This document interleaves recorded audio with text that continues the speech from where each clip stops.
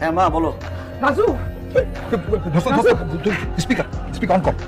রাজু সর্বনাশ হয়ে গেছে। সর্বনাশ হয়ে গেছে। নাকি তোর মামা তো বোন বাড়ি থেকে পলাই গেছে। কি জোনাকি পালা গেছে? কবে, কখন, কার সাথে, কিভাবে, কোন সময়? এত কিছু জানার দরকার নাই, আমরা খুব টেনশনে আছি।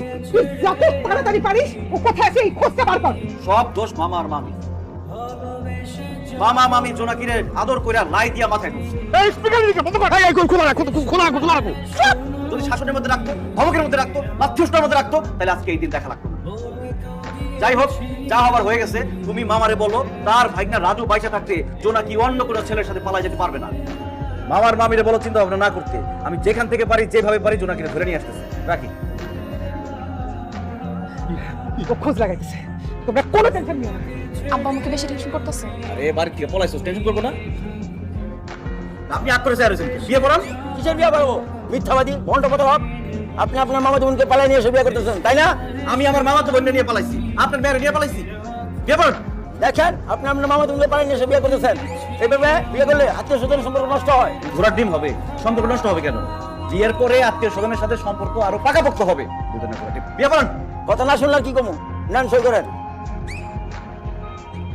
এই কি ব্যাপার, আপনার কিছু করতেছেন কেন? এই আপনি এত বেশি কথা বলেন কেন? সময় দিবেন না? প্রথম বিয়া সই করতেছি। আপনাদের বিবাহের কাজ সম্পূর্ণ হয়েছে, এখন আসুন আমরা মোনাজাত করি।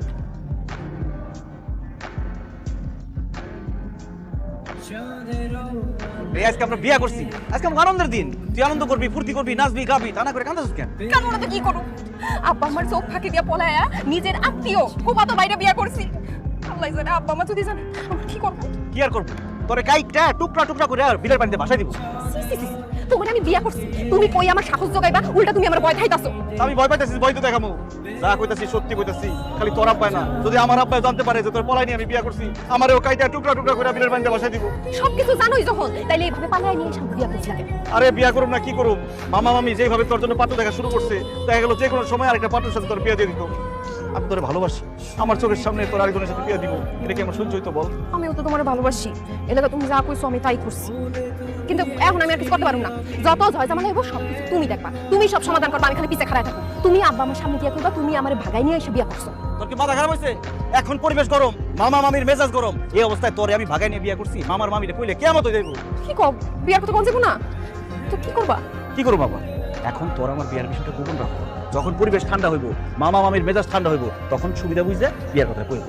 ঠিক আছে বুঝলাম, পরিবেশ ঠান্ডা হলে তুমি তাকে বিয়ার কথাটা বলবা। কিন্তু আমি যে বাড়িতে পালাই আসলাম, এখন তাদেরকে যাই কি বলবো? বাড়িতে ঢুকার সাথে সাথে তো তারা মাইরা আবার হাড্ডি গুড্ডি গুড়া করে দিব। আচ্ছা, প্রেমের জন্য ভালোবাসার জন্য মানুষ কত কিছু করে। তুই না